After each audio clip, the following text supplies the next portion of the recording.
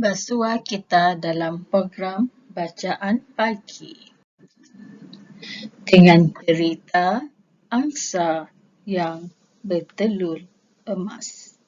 Angsa yang bertelur emas.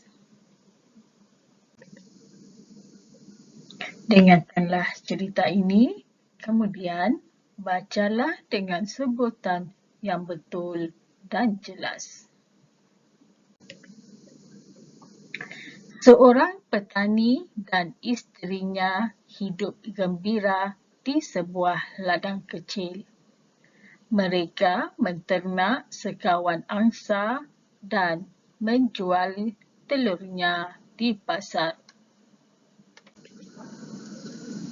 Mereka tidak kaya, tetapi gembira dengan kehidupan mereka.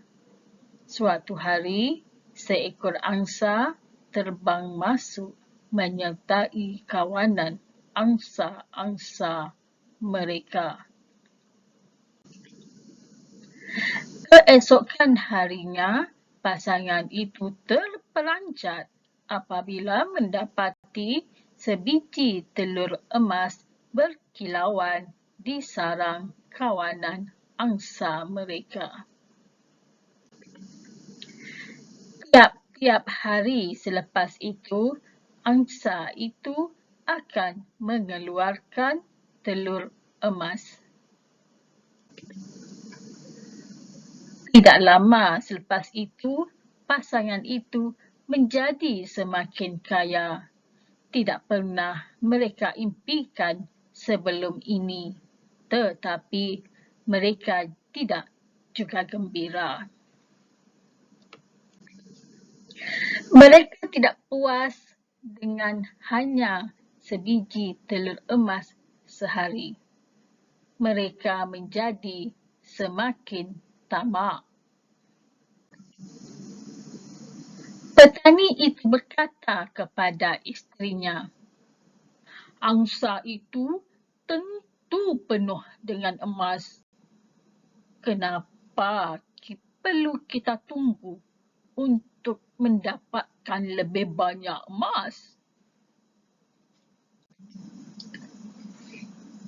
Jika kita membelah badannya, kita tentu boleh mendapatkan semua telur emas sekaligus." Setuju isterinya. Oleh sebab itu, mereka pun membunuh angsa itu. Alangkah terperanjatnya apabila mendapati badan angsa itu sama seperti angsa-angsa yang lain.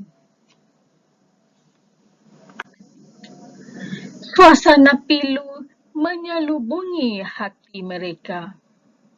Kerana perasaan tamak, mereka tidak akan memperoleh telur emas lagi.